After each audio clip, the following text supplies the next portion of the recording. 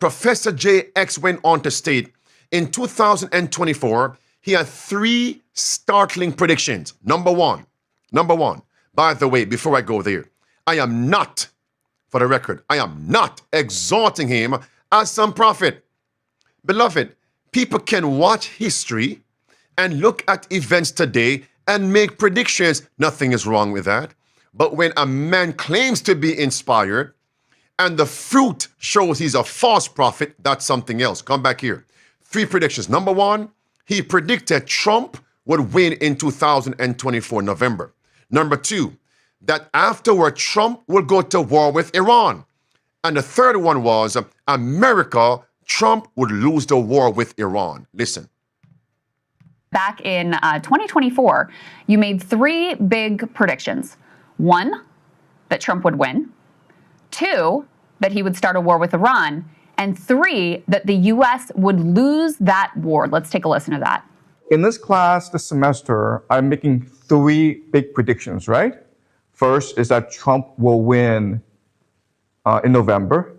Second is that the United States will go to war against Iran. And the third big prediction is that the United States will lose this war, which will forever change the global order.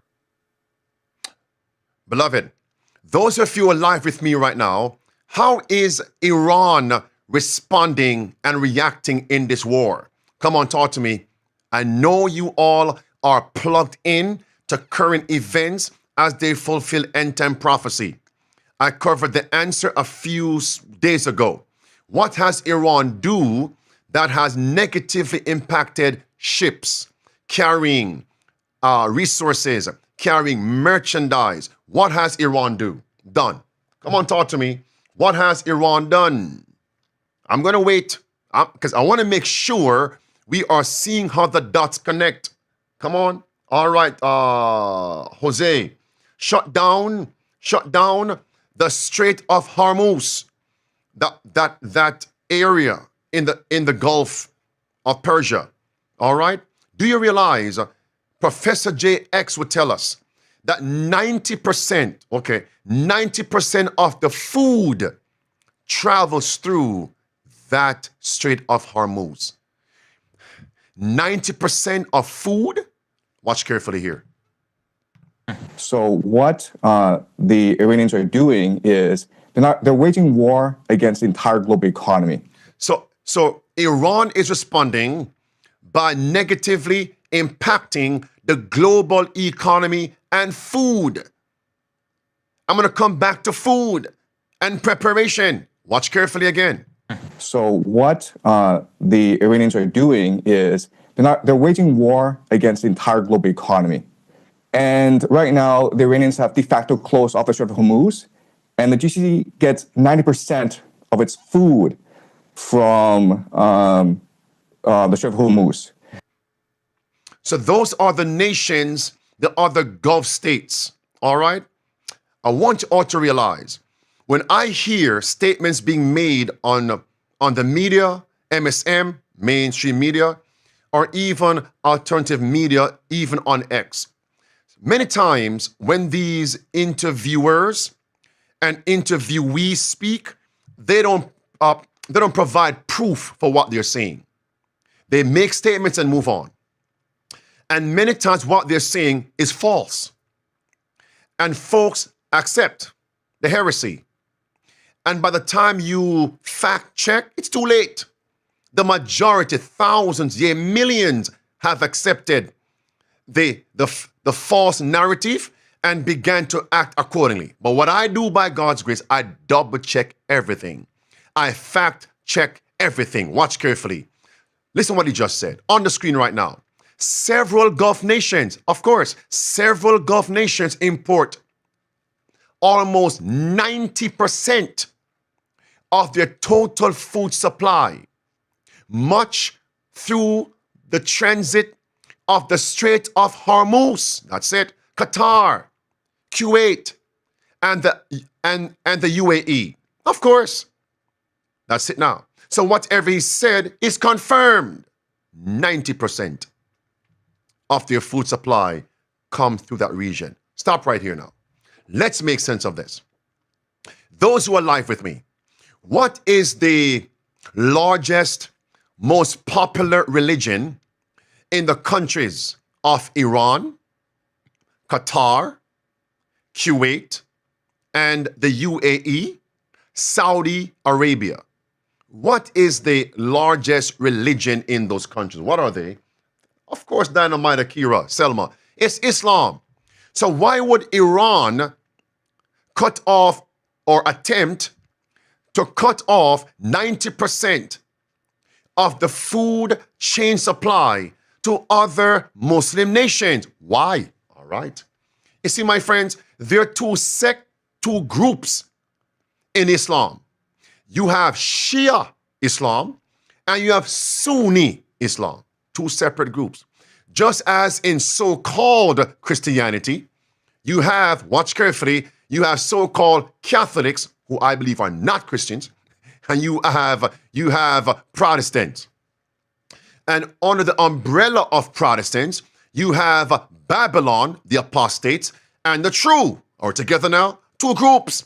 Back to Islam. You have Shia, that's Iran. But friends, Kuwait, Qatar, the UAE, Saudi Arabia is largely Sunni. Don't forget that. Listen now.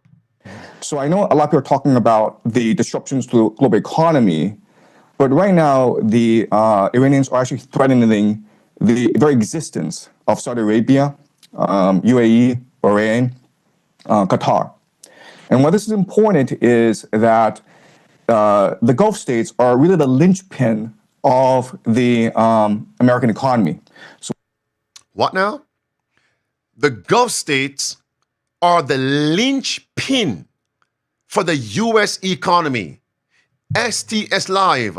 What does linchpin mean? Linchpin means vital.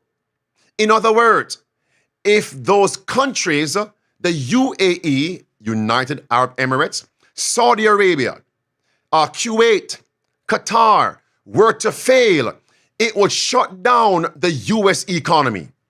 Linchpin means vital, crucial, critical. That's why Iran is doing this.